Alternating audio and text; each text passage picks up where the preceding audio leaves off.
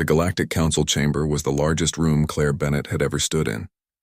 The ceiling stretched so high that clouds sometimes formed near the top. Representatives from 47 different alien species sat in curved rows that circled the speaking platform. Some had fur, some had scales, some were just clouds of glowing gas held together by energy fields. All of them were watching her. Claire took a deep breath and began to speak. Her voice was calm and steady, though her heart was beating fast. She had practiced this speech 100 times. For 300 years, humans had worked with the Galactic Council. They had built things, fixed things, solved problems that no one else could solve. When the giant relay stations that allowed fast travel between stars stopped working, humans fixed them. When two alien species started fighting over a planet, humans helped them make peace. When a plague swept through the outer colonies, human doctors found a cure and shared it freely with everyone. Humans had built the hyperspace relay network that connected thousands of worlds. Before humans arrived, it took years to travel between distant stars. Now it took days. Human engineers had designed every relay station. Human technicians kept them running smoothly. The Council had been grateful at first. They had given humans medals and awards. They had called humanity their greatest allies. But over time, something changed. The Council stopped saying thank you. They started expecting help instead of asking for it. They began to treat human assistance as something they deserved, not something freely given. 3 years ago, humanity had asked for one thing in return for all their work. Earth's population was growing. They needed room to expand. They asked the Council for permission to settle on one empty planet in the Outer Rim, just one world that nobody else wanted. The Council had said no. They debated for 6 months and then voted against it. They said humans already had Earth. That should be enough. 2 years ago, human cargo ships were attacked by space pirates in the frontier zone. 15 ships were destroyed. 300 humans died. Earth asked the Council to send military ships to patrol the area and stop the attacks. The Council debated for 8 months. They formed committees. They wrote reports. They discussed the legal implications. In the end, they voted to do nothing. They said it was not their responsibility. Last year, humanity proposed new trade agreements. The agreements would help smaller alien species who were struggling economically. It would create jobs and opportunities for worlds that the big, powerful species usually ignored. The Council voted down every proposal. The founding members, the species who had started the Council and held the most power, did not want competition. They liked things the way they were. 6 months ago, Claire had stood in this same spot and given a warning. She had told the Council that humans were tired, that they felt used and disrespected. That partnership required mutual respect, not one side doing all the work while the other side took credit. The Council representatives had looked at each other and laughed. Some of them literally laughed out loud. They thought Claire was bluffing. They thought humans would never actually leave because humans needed the Council just as much as the Council needed humans. They were wrong. Now Claire stood before them again. This time she was not giving a warning. She was saying goodbye. Effective immediately, humanity withdraws from the Galactic Council, she said. Her voice carried to every corner of the massive chamber. We will honor all existing contracts with individual species who wish to maintain relations. We will defend our own territory and our own interests. We will no longer answer your calls for help. We will not maintain your infrastructure. We will not subsidize your economies. You wanted to stand on your own. Now you will have that chance. The chamber erupted in noise. Representatives shouted at each other in dozens of different languages. Some were angry. Some were confused. Some looked genuinely worried. Council Prime Zethrix rose from his seat. He was the leader of the Council, a massive insectoid creature whose species had founded the Alliance 4,000 years ago. His hard shell gleamed under the chamber lights. His mandibles clicked together in a sound that his species used for laughter. You think you can simply leave? Zethrix's voice boomed through the translation system that turned his clicks and chirps into words everyone could understand. You think you can walk away from the greatest alliance in galactic history? You need us more than we need you. You always have. Claire looked at him for a long moment. She felt sad more than angry. They still did not understand. Even now, at the very end, they could not see what was about to happen. I suppose we will see, she said quietly. Goodbye, Council. I genuinely wish you well. She turned and walked toward the exit. Her footsteps echoed in the sudden silence. No one tried to stop her. No one called her back. They thought she would change her mind. They thought this was a negotiating tactic, a way to get better terms. They thought humans were bluffing. They would learn the truth soon enough.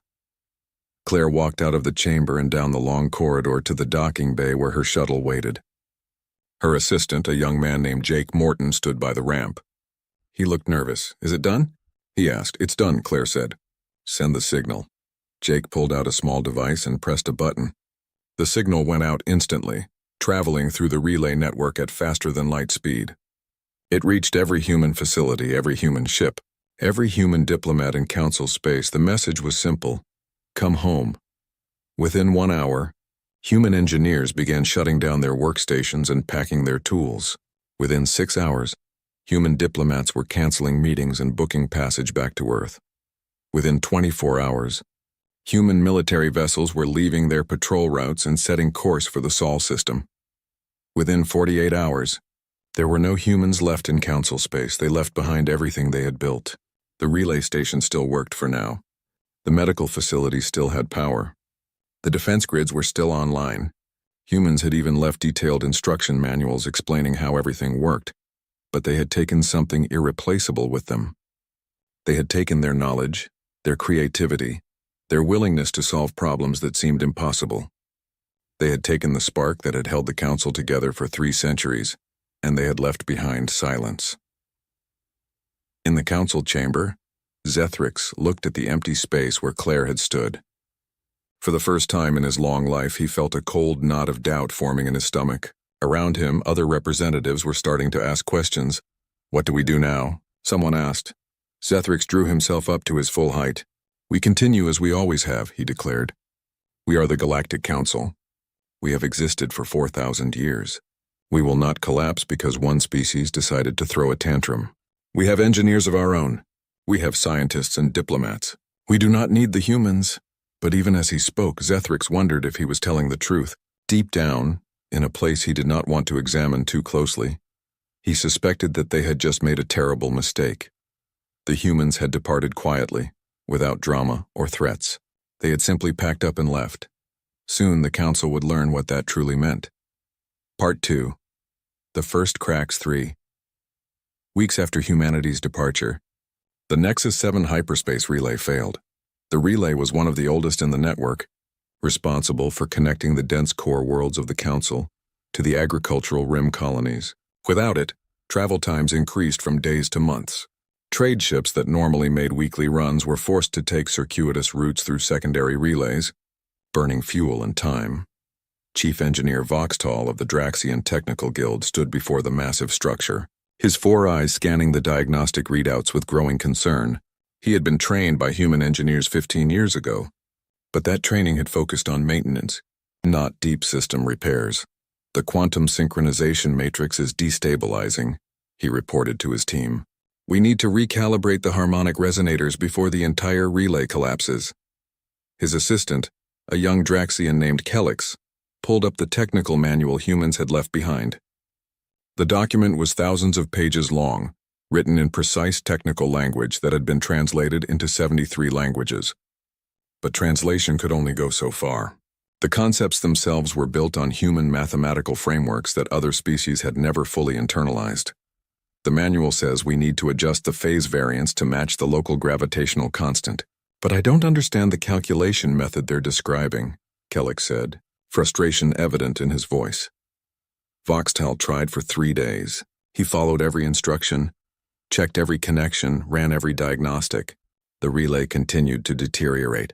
On the 4th day, the Nexus 7 relay went completely offline. 17 star systems were suddenly cut off from the primary trade routes. Food shipments bound for industrial worlds were stranded. Medical supplies urgently needed on frontier colonies sat in warehouses light years away. The economic impact was immediate and severe. The council convened an emergency session. "We need to contact the humans," said Representative Kiran of Tau Ceti, her crystalline form pulsing with anxious light. "They built these systems. They can fix them." Council Prime Zethrix bristled. "Absolutely not. We will not go crawling back to them after 3 weeks. We have thousands of skilled engineers across Tianjin. 3 weeks had passed since the humans left. At first, nothing seemed to change. The relay stations kept working. Ships continued to travel between stars. Trade continued. Life went on. Then the Nexus 7 relay started having problems. Chief Engineer Voxtel received the first warning signal at 3 in the morning, station time. He was a Draxian, a species with 4 eyes and 6 fingers on each hand. His people were known for being good with machines. Voxtel had worked on relay stations for 20 years. He had even trained with human engineers back when humans were still part of the council. He rushed to the control center and pulled up the diagnostic screens. What he saw made his blood run cold. The relay station was one of the oldest and most important in the network. It connected the dense core worlds where most of the council's founding species lived to the agricultural rim colonies that grew food for billions. Without this relay, travel time between the core and the rim would increase from 3 days to 4 months. "What's the problem?" asked his assistant, a younger Draxian named Kelix. "The quantum synchronization matrix is destabilizing," Voxtal said, pointing at the red warning symbols flashing on the screen. "If we don't fix it soon, the whole relay will shut down." Kelix pulled up the technical manual that humans had left behind. It was huge, thousands and thousands of pages. The humans had translated it into 73 different languages, but some things got lost in translation. The concepts were built on human mathematics and human ways of thinking about physics. Other species could understand the basics, but the deep technical details were harder to grasp. "The manual says we need to adjust the phase variance to match the local gravitational constant," Kelix read aloud. "But I don't understand how to do the calculation." Voxtal tried to remember what the human engineers had taught him. He had watched them perform this exact repair twice before. But watching someone do something and doing it yourself were very different things. The humans had made it look easy. They would joke and chat while their hands flew over the controls, making tiny adjustments that kept everything running perfectly.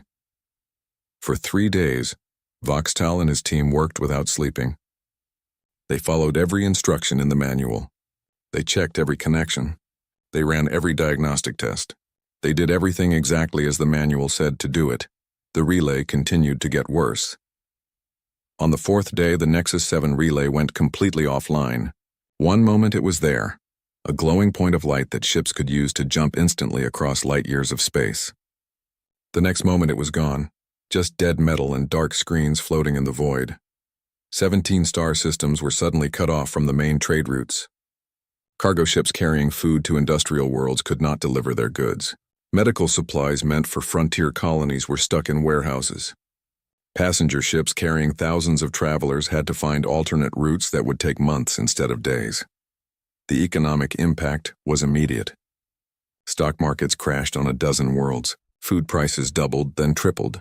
People who had never worried about where their next meal came from suddenly faced empty stores and rationing. The council convened an emergency session. The representatives gathered in the Great Chamber, but now it felt different. There was an empty space where the human delegation used to sit. That empty space seemed to draw everyone's attention, like a missing tooth that your tongue keeps finding. Representative Kiran spoke first. She was from Tau Ceti, a crystalline being who looked like a walking sculpture made of colored glass. Her people communicated by changing colors and pulsing with light. The translation system turned her light patterns into words. "We need to contact the humans," she said. Her colors shifted to show anxiety and worry. "They built these relay stations. They know how to fix them. We need their help." Council Prime Zethrix's mandibles clacked together sharply. The sound conveyed anger and frustration. "Absolutely not.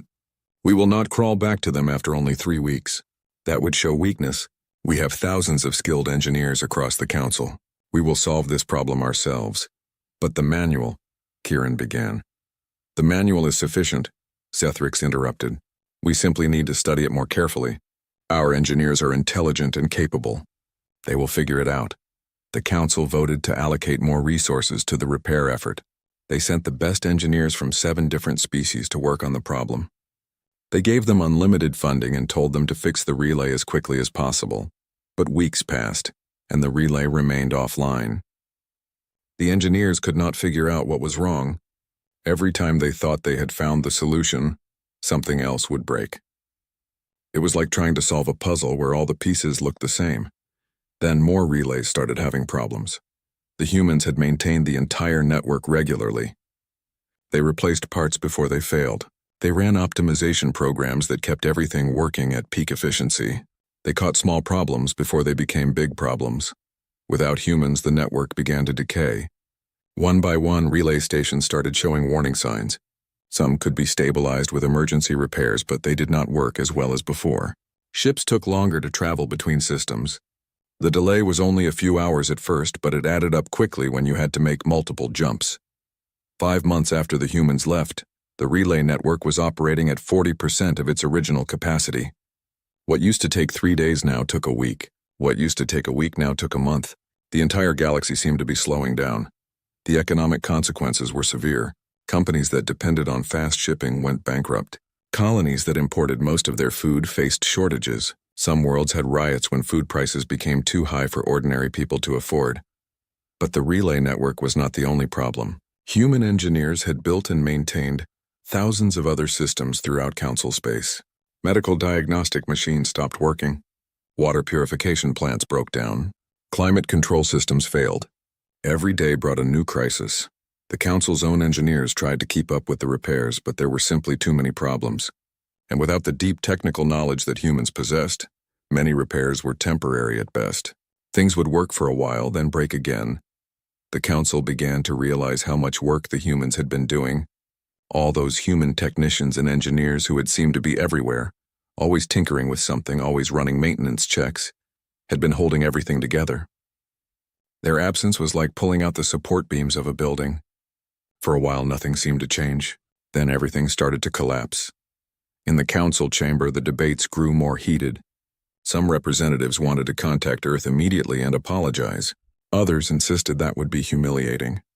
They argued that the Council just needed more time, more resources, more effort. But deep down, everyone was starting to understand the same thing. The humans had not been servants or subordinates. They had been the glue holding galactic civilization together. And now they were gone. Voxtal stood in front of the dead Nexus 7 relay station looking at his failure. He was a good engineer. His team was made up of good engineers. They had tried their best, but their best had not been good enough. He thought about the human engineers he had trained with years ago. He remembered a woman named Kate who could diagnose a relay problem just by listening to the sound it made. He remembered a man named Greg who could rewrite code in his head and recite the fixed version from memory. They had made everything seem so easy, so simple. Only now did Voxtal understand how skilled they had really been. And only now, when it was too late, did he understand what the Council had lost. 6 months after humanity's departure, something far worse than failing relay stations began to happen. The Kraloks came. The Kraloks were a predatory species from the southern edge of the galaxy. They stood 3 meters tall with thick armor-like skin and 4 powerful arms. Their society was built around conquest and war. They respected only strength and saw kindness as weakness. For 300 years, the Kraloks had stayed within their own territory. Not because they were peaceful, not because they were satisfied with what they had, but because they feared the humans. The Kraloks had studied human history carefully. They had learned about Earth's wars, about how humans fought when threatened. They had seen what happened to species who attacked human allies. The humans never lost a war. They were tactically brilliant, willing to take casualties that other species found unthinkable, and possessed a terrifying capacity for escalation. There was a famous incident 70 years ago. A Kraloks raiding party had attacked a small human mining colony, thinking it would be an easy target. The humans had responded by tracking the raiders back to their home base and destroying it completely. Then they had sent a message to the Kraloks leadership, a simple message that every Kraloks still remembered. Touch our people again and we will show you what war really means. The Kraloks had believed them. They had stayed quiet ever since, but now the humans were gone. The Council had no unified military force. Each species maintained its own defense fleet, but without human peacekeepers to coordinate them, they were just scattered ships with no central command. The Kraloks began testing the borders. Small raids at first, probing attacks on isolated outposts to see how the Council would respond. When the response was slow and disorganized, the raids grew bolder. Governor Leah of Haven Colony stood at her office window and watched the sky turn dark. Ships were descending through the atmosphere, dozens of them, their hulls painted with the red and black colors of the Kralox war fleet. Haven was a peaceful agricultural world. The Lumini people who lived there were gentle herbivores who stood only 1 meter tall. They had long ago given up any weapons or military. Why would they need them? The humans had protected them. The humans had always protected them. Leah had sent 7 emergency requests to the council, begging for military assistance. The council had promised to send help. They had said a defense fleet was being assembled. They had said it would arrive soon. The fleet had not arrived. Leah suspected it would never arrive. The first Kralox bombardment struck the capital city. Leah watched buildings explode and collapse. She watched the parks where children played become craters filled with fire. She watched her peaceful world die. The Kralox ground troops landed within hours. They moved through the cities with brutal efficiency, killing anyone who resisted and capturing the rest. The Lumini had no weapons, no training, no hope. 3 million Lumini died in the first week. Another 2 million were taken as slaves to work in Kralox mines and factories. The rest fled into the forests and mountains, hiding wherever they could. The news spread across council space faster than any relay signal. If Haven could fall, any world could fall. Species that had disarmed under humanity's protection realized their mistake. They scrambled to rebuild military forces they had not needed in generations. But building ships and training soldiers took time. Time they did not have. The Kralox were not the only ones taking advantage of the situation. Other aggressive species saw the council's weakness and launched their own campaigns of expansion. Old territorial disputes that humans had mediated decades ago flared up into open warfare. Borders that had been stable for centuries suddenly became war zones. In the council chamber, representatives shouted at each other in panic.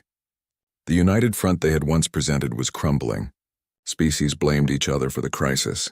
Some accused others of not contributing enough to defense. Some withdrew from the council entirely to focus on protecting their own worlds. Council. Prime Zethrix tried to maintain order, but his authority was slipping. More and more representatives openly questioned his leadership. They pointed out that he had been the loudest voice against contacting Earth. They reminded everyone that he had laughed when Claire Bennett warned them this would happen. Representative Kieran stood to speak. Her crystalline body glowed red with anger and frustration. We must contact Earth now. Not tomorrow. Not next week. Now our people are dying. Our worlds are being conquered. We need help, and there is only one place we can get it. And what do you think the humans will say? Demanded Zethrix. Do you think they will just forgive and forget? Do you think they will come running to save us after we laughed in their face? I think we have to try, Kieran said. Because the alternative is to watch civilization collapse around us. The debate raged for hours. In the end, the council agreed to send a message to Earth. But they spent days arguing about the exact wording. They did not want to sound too desperate. They did not want to admit they had been completely wrong. They wanted to maintain some dignity, some pride. Finally, they composed a message that expressed concern about the deteriorating security situation in council space. They suggested that perhaps it would be beneficial for all parties to open a dialogue about possible cooperation. They carefully avoided any direct apology or admission of fault. The message was sent through the fastest remaining relay route. It would take 3 weeks to reach Earth, traveling through systems where relay stations still functioned properly. The response came back in 2 days. That should have been impossible. The only way a message could return that fast would be if the humans had anticipated the Council's call and positioned ships near Council space, ready to respond immediately. Which meant the humans had been expecting this. They had been waiting for the Council to break. The message was short. It contained only 3 words, "We told you." Zethrix stared at the message on his screen. Those 3 words felt like a slap across his face. They contained no anger, no satisfaction, no emotion at all. Just a simple statement of fact the humans had told them. Claire Bennett had warned them 6 months ago exactly what would happen. The relay network would fail without maintenance. Defense would collapse without coordination. Aggressive species would see weakness and attack. Everything that was happening now she had predicted, and the Council had laughed. Kieran approached Zethrix after the message was read to the full Council. "We need to try again," she said. "Send another message." This time include an actual apology. An apology will not be enough, Zethric said quietly. He felt old suddenly, tired in a way that went beyond physical exhaustion. Even if they forgive us, why would they help? What could we possibly offer them that would make them want to return? I don't know, Kieran admitted, but we have to find something. Because if we don't, the Galactic Council will cease to exist within a year. She was right. Zethric could see the trajectory clearly now. More relay stations would fail, cutting systems off entirely. More worlds would be conquered. More species would withdraw from the Council to fend for themselves. The great alliance that had stood for 4,000 years was falling apart, and it was his fault. He had been so sure the humans were bluffing, so confident that they needed the Council as much as the Council needed them. He had been wrong about everything. On Haven Colony, in a cave hidden deep in the forest, Governor Leah huddled with the survivors of her people. They had no food except what they could forage. They had no shelter except the rocks above their heads. They had no hope except the desperate prayer that someone, somewhere, would come to save them. But no one came. The humans who would have moved heaven and earth to protect them were gone, and the council that had promised to help them was nowhere to be found. Leah thought about Claire Bennett's warning, the speech that had been broadcast across all council worlds 6 months ago. She thought about how her own government had dismissed it, how they had said humans were being dramatic, that nothing would really change. She thought about all of this while she tried to comfort a child whose parents had been killed in the bombardment. And she understood finally what the humans had known all along. Some lessons can only be learned through suffering. 1 year had passed since the humans left. The Galactic Council was dying. The relay network was operating at 18% capacity. Most of the galaxy was now isolated, cut off from the network entirely. Individual systems became islands, in a vast ocean of space, unable to trade, unable to communicate, unable to call for help. The economies of entire civilizations had collapsed. Worlds that had imported 90% of their food now faced starvation. Billions of beings went hungry. Some worlds descended into chaos as governments failed and society broke down. Disease spread unchecked. Human medical technology had been so advanced that other species had stopped developing their own. Now that the human-made diagnostic machines were breaking down, doctors could not identify illnesses until it was too late. Plagues that could have been easily cured a year ago now killed millions. The Kraloks had conquered 15 council worlds. Other aggressive species had claimed another 20. The border wars that humans had once mediated with patience and diplomacy now raged across dozens of systems. More beings died every day in fighting that served no purpose except to satisfy old grudges. In the council chamber, less than half the seats were occupied. Many species had formally withdrawn from the council. Others had simply stopped sending representatives. A few had ceased to exist entirely, their worlds conquered or their populations scattered as refugees. The representatives who remained sat in stunned silence as the latest reports came in. Another relay failure in the Deneb sector. Another colony lost to raiders in the frontier zone. Another million refugees with nowhere to go. Representative Kieran stood to speak.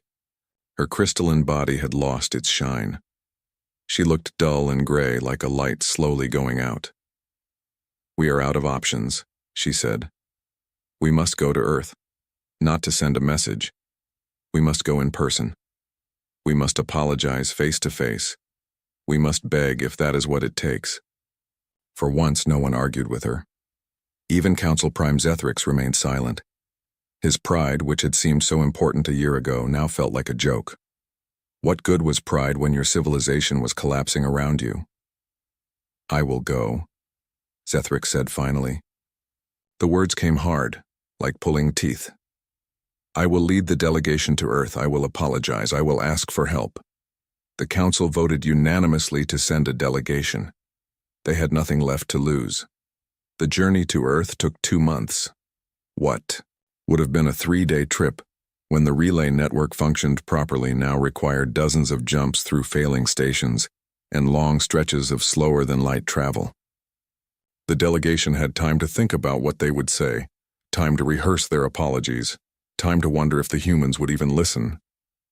They arrived in the Sol system to find it transformed. The orbital infrastructure around Earth had expanded dramatically. Where there had been one orbital station, now there were 5. Shipyards floated in rings around the planet, building vessels at a pace that seemed impossible. The asteroid belt had been heavily mined, turned into a resource operation on a scale the Council had never seen. But what really shocked the delegation were the ships. Dozens of new warships patrolled the system in perfect formation. These were not the peacekeeping vessels humanity had operated during their time with the Council. Those had been strong but designed primarily for defense and deterrence. These new ships were something else entirely. They were sleek and deadly, covered in weapons, built for one purpose only: war. The delegation's shuttle was met by Admiral Peter Grant, commander of Earth's home fleet. He was a tall man with gray hair and cold blue eyes. He wore a dark uniform covered in medals and ribbons. His expression as he greeted them was polite but distant, like a host greeting uninvited guests. "Welcome to Earth," he said. "The President is expecting you." They flew down to the surface in silence. The shuttle landed in Geneva, at the same complex where the Galactic Council had first made contact with humanity 400 years ago. The building looked the same, but everything else felt different. President Lisa Morgan met them in a conference room. She was a woman in her 50s with short brown hair and a calm, measuring gaze. She sat at the head of the table with her advisors around her. Admiral Grant stood behind her, arms crossed. Secretary of State Paul Harris sat to her left, studying the delegation carefully. Director of Engineering Karen Lopez was on her right, her expression unreadable. Council Prime Zethrix sat across from them. His mandibles clicked nervously, a gesture he could not control. Representative Kieran sat beside him, her colors muted and subdued. The other delegates, representatives from 8 other council species, sat in silence. "President Morgan," Zethrix began. His voice came through the translation device, but it sounded weak and uncertain. "We come before you in humility. We were wrong. We took your contributions for granted. We dismissed your warnings. And now our people are suffering the consequences of our pride and our foolishness." He went on to detail everything that had happened.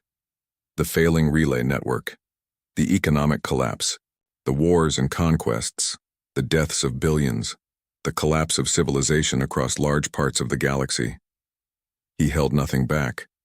There was no point in trying to minimize the disaster. When he finished, President Morgan sat in silence for a long moment. Her face gave away nothing. Admiral Grant's expression remained cold and hard. Secretary Harris took notes on a tablet. Director Lopez looked almost sad. "Ambassador Bennett told you this would happen," President Morgan said finally. Her voice was calm, but carried an edge like a knife. "She explained exactly what you were losing. You laughed at her." "We did," Zethrix admitted. "We were fools. You called us servants. You implied we were obligated to help you, that we had no right to refuse. We were wrong about everything." President Morgan leaned forward. "Do you understand why we left Council Prime? Not because we were angry, though we were. Not because we wanted revenge, though I will admit that watching you struggle has provided a certain satisfaction. We left because you needed to learn a lesson that words alone could never teach." She gestured to a screen on the wall. Images appeared showing the failing relay network, the conquered worlds, the suffering populations. "This is the cost of taking people for granted, of viewing cooperation as servitude, of mistaking patience for weakness. Every human who died protecting your worlds, every innovation we shared freely, every conflict we resolved was a gift. Not a payment, not an obligation, a gift." Zethrix bowed his head, a gesture of submission that no Council Prime had made in 1,000 years. "We understand now. We are here to ask humbly if there is any path forward, if there is anything we can offer that might persuade humanity to help us again." President Morgan looked at her advisors. Admiral Grant shook his head slightly, his opinion clear. Secretary Harris looked thoughtful. Director Lopez nodded, a small gesture that seemed to mean yes. The president was silent for a long moment, considering.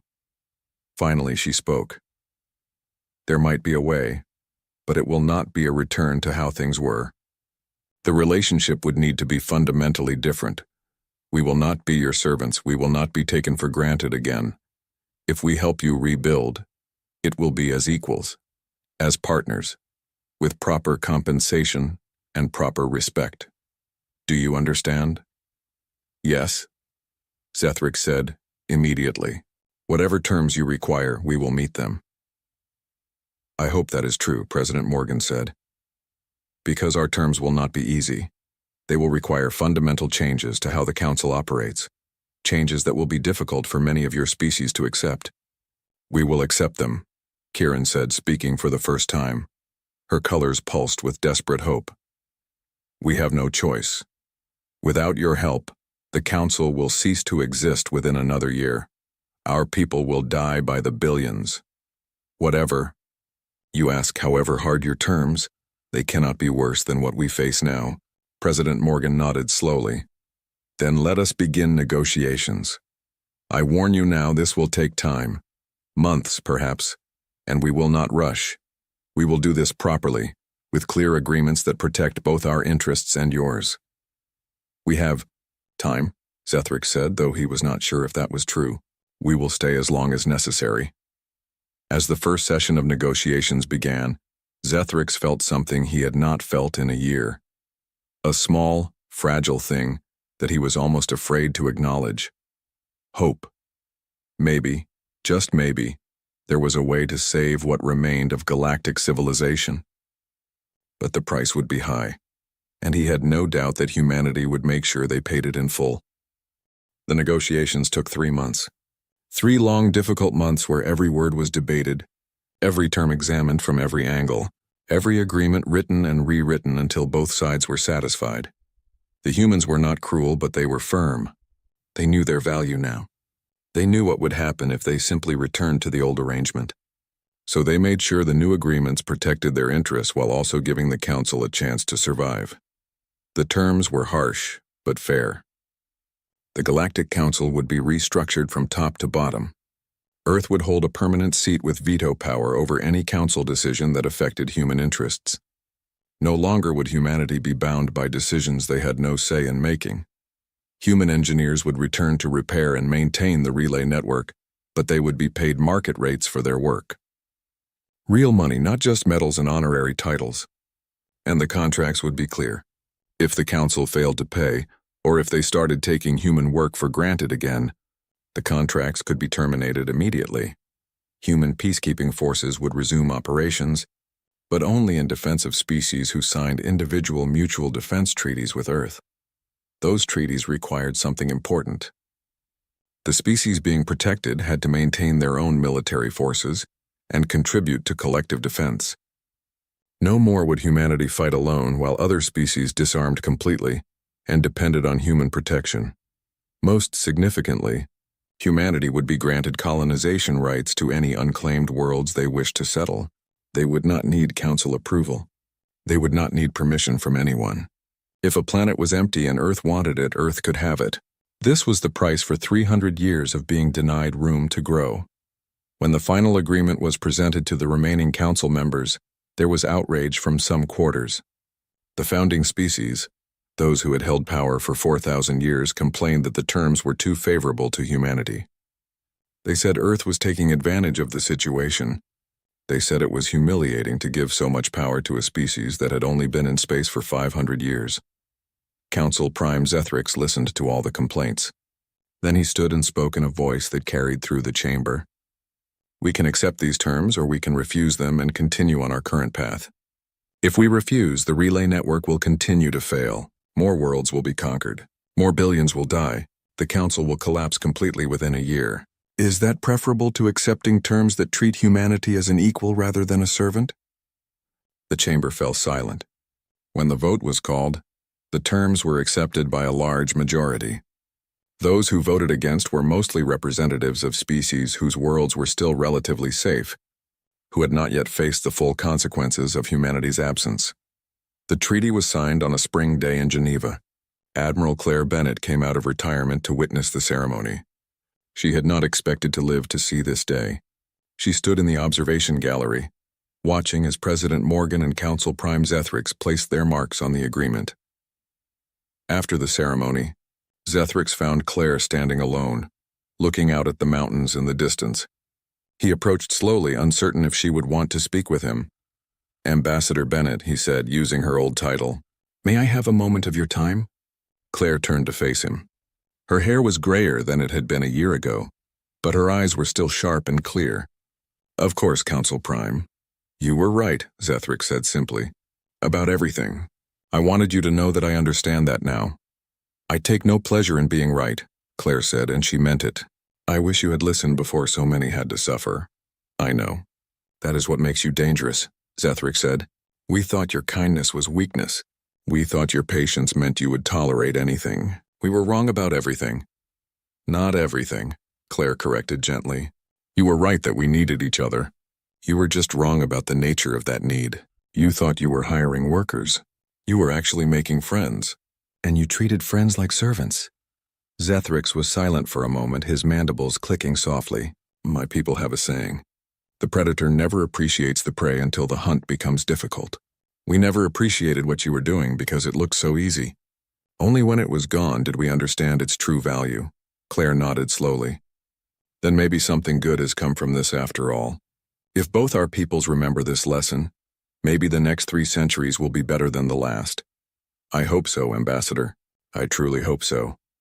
Within a week of the treaty signing, the first human relief ships departed for Council space. They carried engineers to repair the relay network, doctors to fight the plagues, and food for worlds facing starvation. But they also carried something else. They carried a message that spread quickly through the remains of the Council. The humans were not coming back as servants. They were coming back as equals. And that changed everything. The reconstruction took years. Human engineers worked alongside engineers from other species, teaching them the deep technical knowledge needed to maintain the systems properly. Human doctors trained local medical staff instead of just treating patients and leaving. Human military officers helped other species build proper defense forces instead of just fighting their battles for them. It was slower than if humans had just done everything themselves. But it was better this way. This time, when humans eventually stepped back, the systems would continue to function. The knowledge would remain. The Council would be able to stand on its own. The Kraloks were the first to test the new arrangement. 6 months after the treaty was signed, they attacked another Council world, expecting the same easy conquest they had achieved on Haven. They found something different waiting for them. Human warships arrived within hours, coordinating with local defense forces that had been trained and equipped according to the new mutual defense treaties. The battle was short and brutal. The Kraloks lost 2/3 of their attack fleet and retreated in disarray. The message was clear. The humans were back, and they were done being patient with aggressors. The Kraloks' leadership received a communication from Admiral Grant. It was similar to the message humanity had sent 70 years ago, but with a new addition. "We gave you a chance to change your ways. You chose war instead. Now you will learn what happens when you push humans too far. We will not destroy your species, but we will ensure you never threaten anyone again." Human forces, working with Council military units, systematically dismantled Kraloks' military infrastructure. They liberated conquered worlds. They freed slaves. And they established permanent monitoring stations in Kralok space to ensure compliance with the peace terms. The Kraloks, who respected only strength, finally understood what they were dealing with. The humans were not just strong. They were strong enough to be merciful. And somehow that was more frightening than any show of pure force. 5 years after the treaty, the Galactic Council held a ceremony on a rebuilt Haven colony. The world had recovered slowly. Its cities rebuilt, its people returned from hiding. Governor Leah stood beside Claire Bennett as they unveiled a monument to those who had died during the Kraloks' invasion. "Thank you for coming back," Leah said softly. "Even after how we treated you, even after we did not listen." "We came back because it was the right thing to do," Claire replied. "But we came back on our terms this time. That is the difference." In the rebuilt council chamber, now relocated to a neutral world that represented the new, more equal partnership, the new charter was read aloud at a formal session. Ambassador Daniel Cross, who had replaced Claire as Earth's representative, listened as the words echoed through the space. "We, the species of the Galactic Council, acknowledge that cooperation is a privilege, not a right. That help offered is a gift, not an obligation. That no species stands alone and none stands above others. We commit to building a community of mutual respect, shared sacrifice, and genuine partnership. The words were beautiful, but more important than the words were the actions that followed. The council kept its promises. They paid fairly for human work. They treated humans with respect. They never again took humanity for granted, and humanity, for its part, remained engaged but watchful. They helped rebuild civilization, but they never forgot the lesson they had taught. Some gifts can be taken away. Some patience has limits, and sometimes the kindest thing you can do is let someone learn from their mistakes. Claire Bennett retired for good after the Haven Memorial Ceremony. She returned to Earth and spent her remaining years writing about the events she had witnessed. Her book, titled simply, "The Price of Taking Things for Granted," became required reading for diplomats across the galaxy. On the final page, she wrote, "The humans departed quietly, leaving the council to face the consequences of their choices. And in the suffering that followed, both sides learned lessons that should never be forgotten. The council learned that help must be appreciated, not expected. And humanity learned that sometimes the hardest act of friendship is stepping back and letting those you care about fail, so they can learn to stand on their own." The galaxy remembered, and it was better for it.